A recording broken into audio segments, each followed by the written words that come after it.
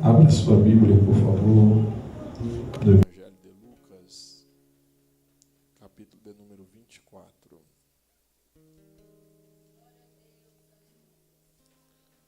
Verso de número 49.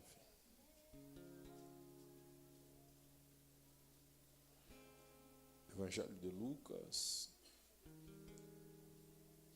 capítulo de número 24, verso 49.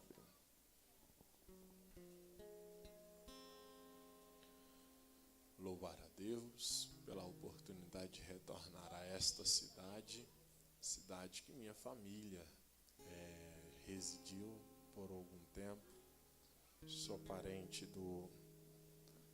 neto do Dr. Mário Eugênio,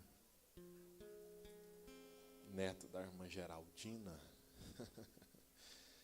filho do pastor João Eudes, filho da Luzia Marta, que conhecidos aqui na cidade e conhecidos também pela família do meu tio, pastor, que foi vice-pastor ali no Campo Madureira, pastor Marco Aurélio, e a minha tia Cleusa. Então eu trago também um abraço a todos que aqui o conhecem, e eu louvo a Deus por esta oportunidade, a pessoa do João Antônio, que nos fez esse convite, a toda a diretoria deste trabalho, a pessoa do pastor José Carlos, que nos recebe nesta noite com muito carinho, com muita honra. Deus abençoe vocês de uma maneira muito especial. Quem encontrou o Evangelho de Lucas diz amém. Diz assim o texto: envio sobre vós a promessa de meu Pai, mas ficai na cidade, até que do alto sejais revestidos de poder. Envio sobre vós a promessa de meu Pai, mas ficai na cidade, até que do alto sejais revestidos de poder. Amém? Pode se assentar. Ontem, o João Antônio me mandou o texto desta campanha, encerramento, mas desde quando ele fez esse convite a mim, eu vim orando ao Senhor. E um texto que queima muito ao meu coração nesses últimos dias é este texto. A temática é: não lhe deixarei ir até que me abençoe. É isso? É isso? Temática da campanha. Não abro mão da minha bênção.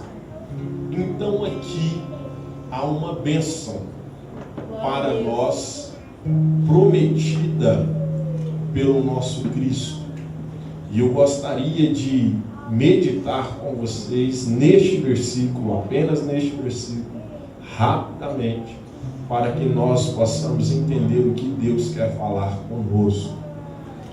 Nós sabemos que o Evangelho de Lucas é escrito por um autor, escritor grego, profissional da medicina, e este Lucas escreve este Evangelho a princípio a pedido de um grande homem influente por nome de Teófilo, e este Teófilo o convida para escrever assuntos ou palavras a respeito de um homem que surgiu em Belém da Judeia com poder, com glória, com graça, com virtude, com unção, e este homem é conhecido por nós como Salvador da nossa alma. A Bíblia nos fala que Lucas não escreve apenas o Evangelho, mas escreve Atos dos Apóstolos, trazendo continuidade aos atos feitos, realizações de Jesus, porém, sendo levado adiante um legado, por meio dos discípulos que ele escolhera para andar com ele. Lucas é alguém que vai reunir informações, vai reunir várias informações com pessoas, com testemunhas oculares que viveram com Jesus, pessoas que até mesmo não conviviam cotidianamente com Jesus, mas tiveram a oportunidade de ver este Jesus. Lucas, ele vai trazer a narrativa do nascimento de João Batista, seu primo, que um dia, quando seu pai está trabalhando no templo pela estabilidade ou pela função do sacerdócio, então um anjo desce até ele e diz que a oração dele e da esposa foram ouvidas diante de Deus, e Deus lhe daria então um filho. João, ele vai nascer com um propósito. João vai nascer com um propósito de endireitar o caminho para Cristo. João vai trazer a mensagem de arrependimento. João vai trazer a mensagem que muitas das vezes nós nos sentimos confrontados, porque João tem em sua mente, tem em seu coração a disponibilidade de servir ao reino, sabendo que ele é servo, e para isso é melhor que Jesus cresça e que ele diminua. João traz esta mensagem. Porém, Jesus, 6 meses depois, nasce, e este Jesus nasce tendo já oposições ao seu nascimento, pois Herodes, ao governador da Judeia, agora dá ordem para que crianças de 2 anos abaixo sejam mortas, porque este sabia que havia nascido na cidade de Belém um rei. Jesus precisa sair para o Egito junto de Maria e José, para que não seja morto. Porém, Jesus vai retornar para a cidade da Galileia anos depois. A Bíblia oculta este período. A Bíblia não traz muita informação, mas diz a Bíblia Sagrada que um dia Maria sobe até Jerusalém para a festa, e então, ao regressar à sua casa, a Bíblia nos conta, a história fala que então Jesus fica no templo, discutindo com fariseus, discutindo com escribas, e estes não conseguem rebater as suas palavras, a sua forma de ensinamento, porque a Bíblia nos fala que este Jesus crescia em graça e estatura diante dos homens.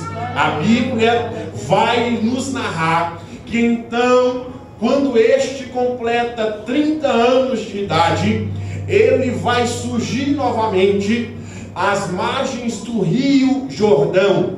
Às margens do Rio Jordão, Jesus vem agora, que ele encontra-se novamente com João Batista, e João está batizando, e batizando este povo está João. Mas quando Jesus chega, João agora tem uma contemplação, dizendo agora a todos que ali estão, que este Jesus que se aproxima, este Jesus que vem para ser batizado, este Jesus ele não é alguém comum. Por quê? Porque ele não tem pecado na alma, nem no espírito e nem no corpo. Este que aparece a João, João tem que dizer: eis o Cordeiro de Deus que tira o pecado do mundo. Jesus, ao ser imergido, Jesus, ao ser submerso às águas, agora acontecerá uma manifestação da Trindade.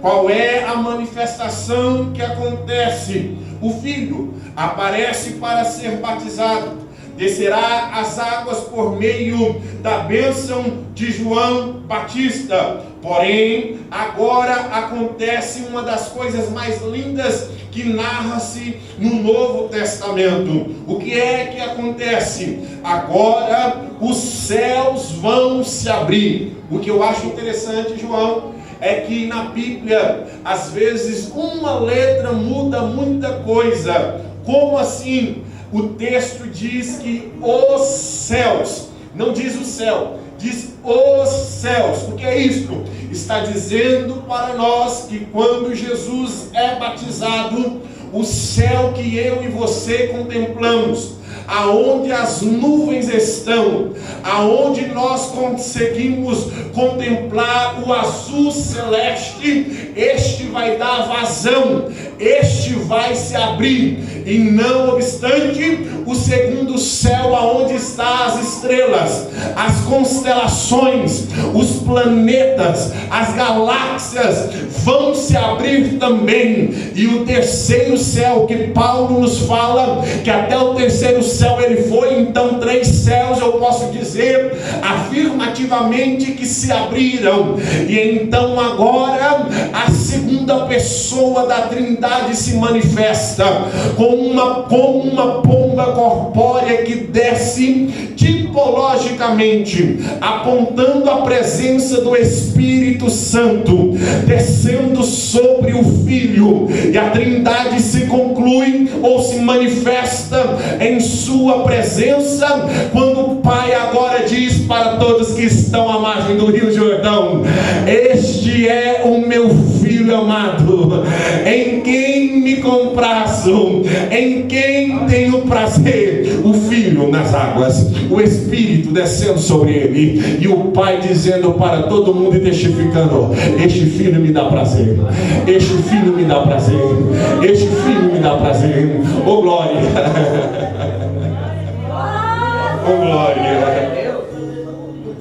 Este Jesus agora sai, e ele sai com um propósito: investir em pessoas. E ele vai começar a escolher. E ele vai escolher homens para andar com ele.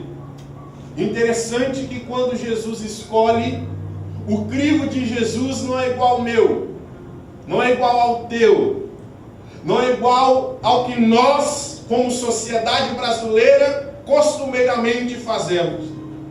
Porque os homens que Jesus escolhe para andar com ele eram homens que foram rejeitados, que foram expulsos, não serviam, não eram úteis para servir na sinagoga, no templo ou em qualquer outra parte. Muitos vão ver que estes homens ocupam funções distintas que um judeu poderia participar. Mateus, Levi, é cobrador de imposto. Glória a Deus. Pedro, pescador. Esses homens eram homens que então a sociedade não fazia muita questão. Porém, quando Jesus sai em direção ao propósito que ele tem, ele vai escolhendo estes homens que não servem para alguns, mas que serve para ele, para se tornar discípulos. Talvez você não entendeu, então gostaria de liberar a primeira palavra sobre você nesta noite. Talvez você vagava por esta sociedade, por esta cidade, e as pessoas olhavam para você e diziam: este não dá liga, é terra ruim, este não serve para nada, este vai ser mais um desta sequência de família, talvez bebum, talvez prostituto, talvez drogado, mas o sangue de Jesus desceu sobre a sua vida. Jesus olhou para você e disse: eles não querem, mas eu te quero. Eles talvez não te aceitam, mas eu te aceito. Jesus vai escolhendo estes homens, e estes homens vão andando com Jesus, e estes homens vão se aperfeiçoando na pessoa de Jesus.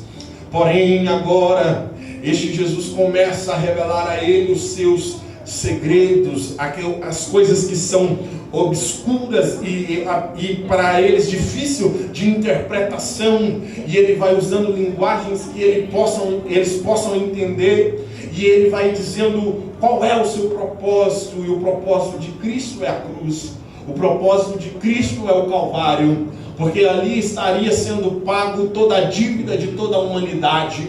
Porém, quando este Jesus é crucificado, não dá tempo para aprofundar nesse conteúdo, e eu gosto muito de falar sobre a crucificação. Porém, este Jesus, ele precisa ir à cruz, ele vai à cruz. Na cruz ele entrega o Espírito, o seu Espírito, ele consuma a obra, e agora ele vai começar a aparecer aos discípulos no período de 40 dias, trazendo algumas orientações, trazendo algumas admoestações, falando para eles a respeito do reino, falando a respeito do fim do tempo. E uma das coisas que ele diz é o que eu li para vocês no Evangelho de Lucas, capítulo de número 24, verso 49. Envio sobre vós a promessa de meu Pai. A Bíblia é clara e o versículo é dividido em 3 partes. Primeiro, envio sobre vós a promessa de meu Pai. Que promessa é esta que eu gostaria de falar a vocês nesta noite? Que promessa é esta que Jesus se refere? Quando Jesus diz: envio sobre vós a promessa de meu Pai. Isaías capítulo 44, verso de número 3, ele vai dizer o seguinte: pois derramarei água sobre o sedento e rios sobre a terra seca, derramarei o meu espírito sobre tua posteridade.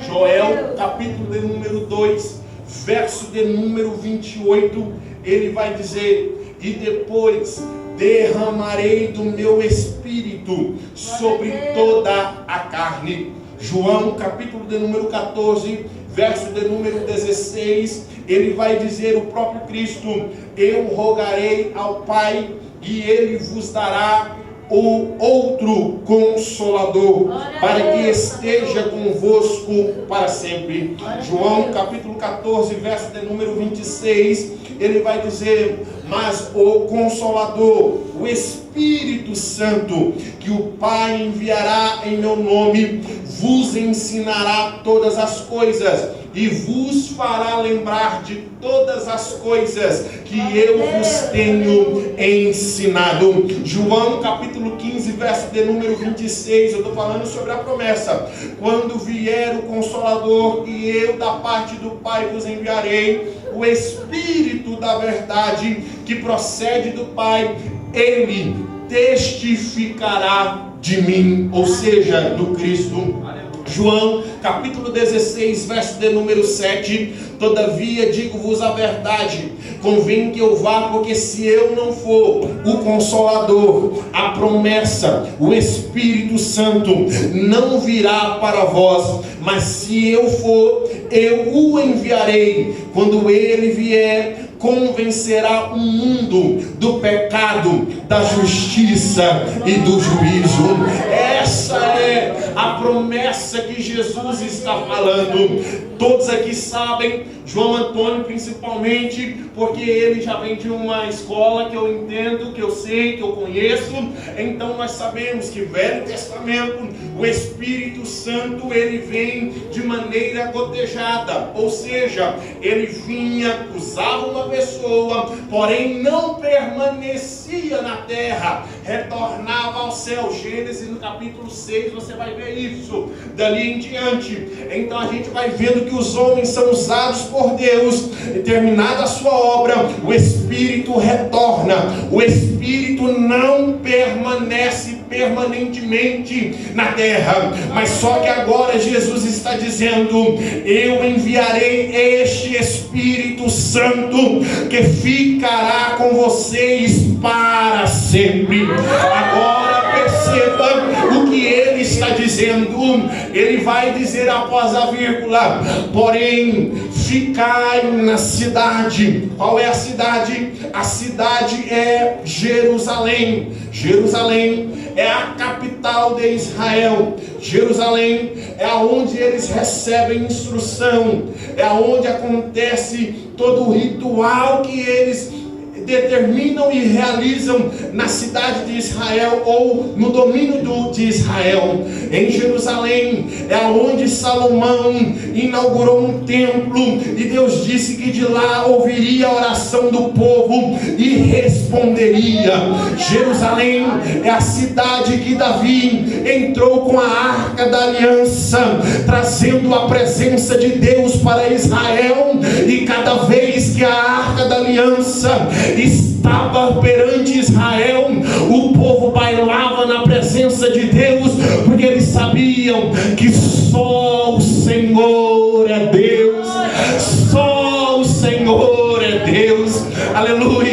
Jesus, quando ele vai entrando em Jerusalém, ele vai entrando no jumentinho, e o povo saúda a Jesus dizendo: Hosana, Hosana, Hosana nas alturas. Agora perceba, João, que quando Jesus diz isso, já aconteceu um martírio, já aconteceu a crucificação.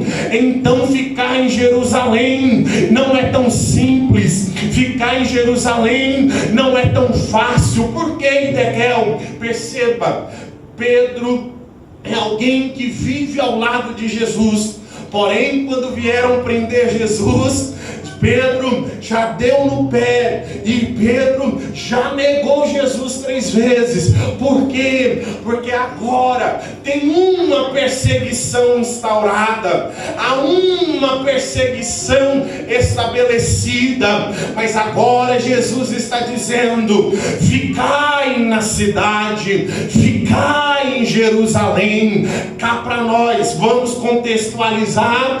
Deixa eu dizer para vocês, deixa eu aplicar para vocês. A nossa Jerusalém é como se fosse a nossa base espiritual. A Jerusalém da Igreja Missão é esta aqui. A Jerusalém é esta cidade aqui. Mas agora perceba, dizendo diretamente para a igreja que me ouve aqui, você precisa permanecer em Jerusalém. Mas Edequiel, eu não posso permanecer. Por quê? Porque tem uma perseguição. Mas diz a minha Bíblia: ainda que o governador se levante contra ti, não se remova do seu lugar. Aleluia.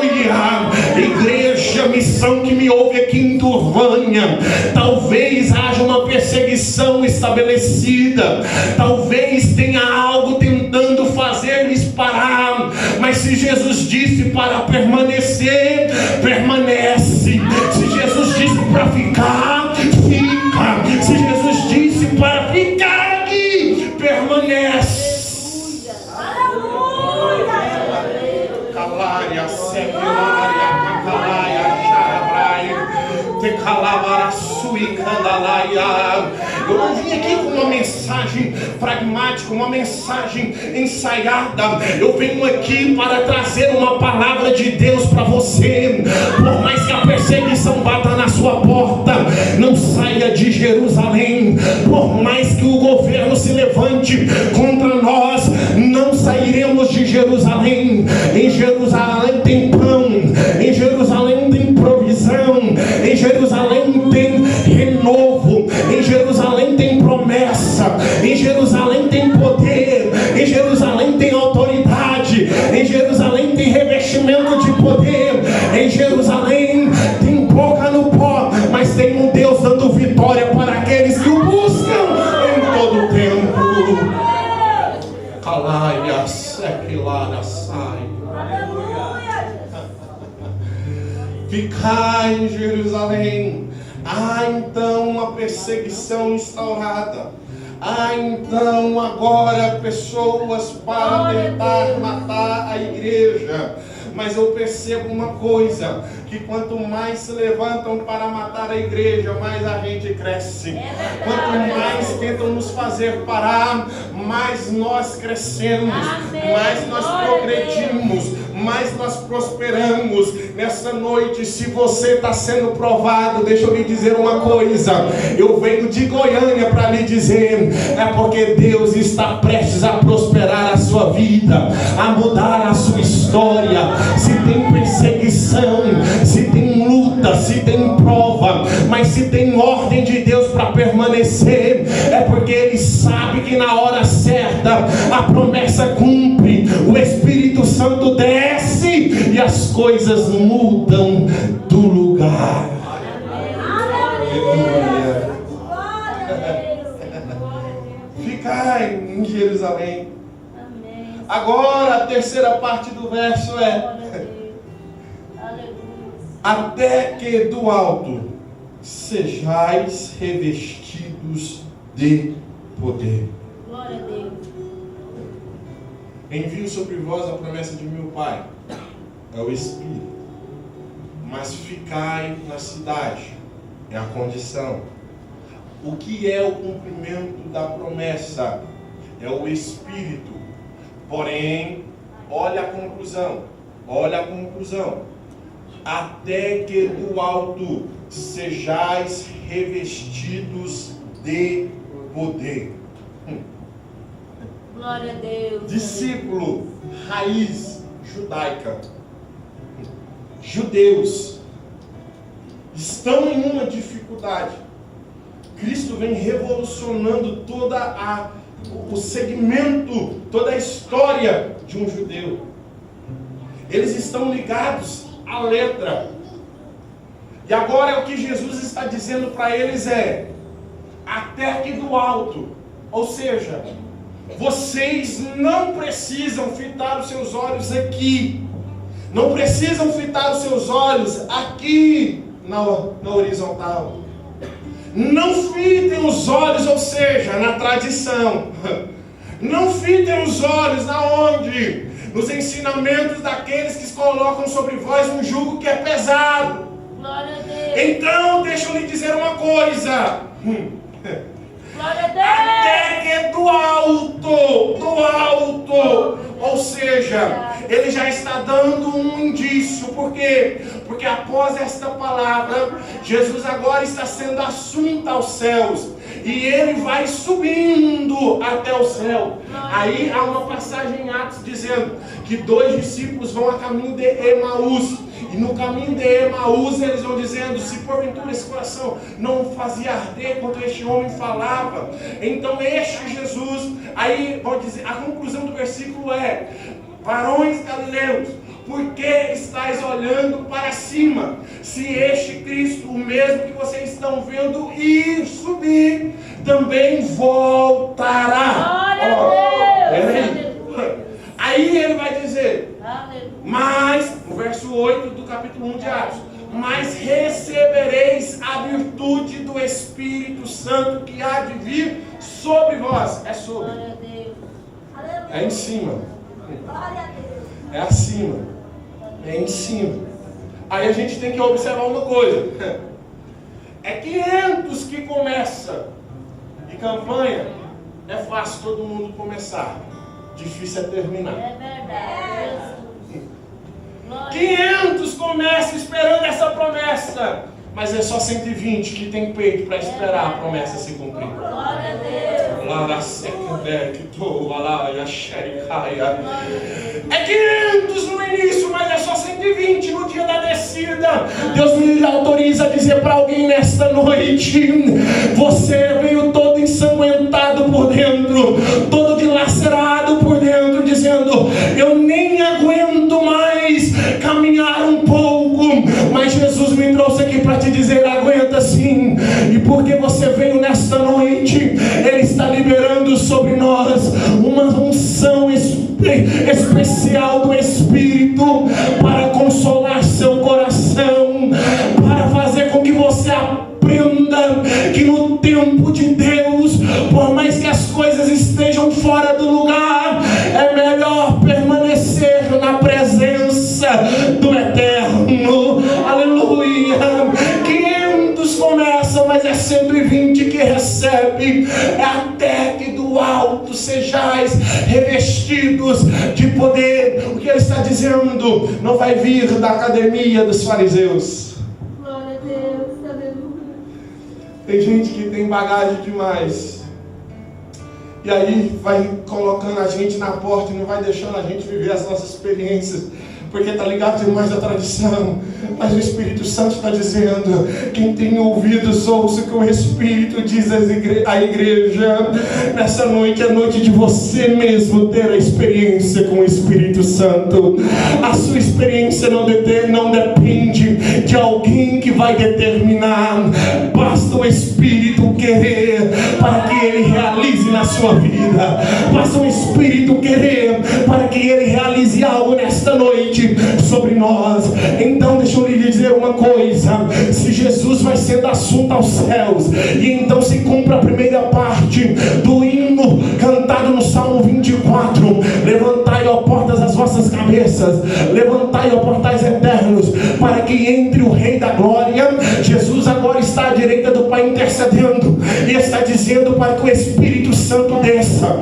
O Espírito Santo já quer descer, mas só que agora, passados-se 10 dias, eles estão reunidos lá em Jerusalém, escondidinhos, mas de repente, vai dizendo assim o texto: cumprindo-se o dia de Pentecostes, estavam todos reunidos no mesmo lugar. De repente veio do céu, ou seja, do alto, um som veemente, impetuoso, e encheu toda a casa, e todos foram cheios do Espírito Santo. Então não era só quem tinha credencial, então não era só quem era discípulo, então não era somente aqueles que andaram com Jesus, não, eram todos que estavam unanimemente acreditando na promessa que Jesus tinha feito. Se você acredita nas promessas que Deus fez para a sua vida, se você acredita que Deus tem bênçãos para entregar na sua vida, você pode glorificar ao Eterno nesta noite, porque Ele veio derramar sobre nós uma unção tão poderosa que Turvânia nunca mais será a mesma. A cidade de Turvânia vai saber que tem um povo forte, revestido de poder, que não teme nem a morte, nem a mesmo retroceder. Receba o poder de Deus nessa noite, receba a autoridade de Deus nessa noite. As portas do inferno não prevalecerão contra a sua vida, contra a sua história. Receba a autoridade de Deus nessa noite.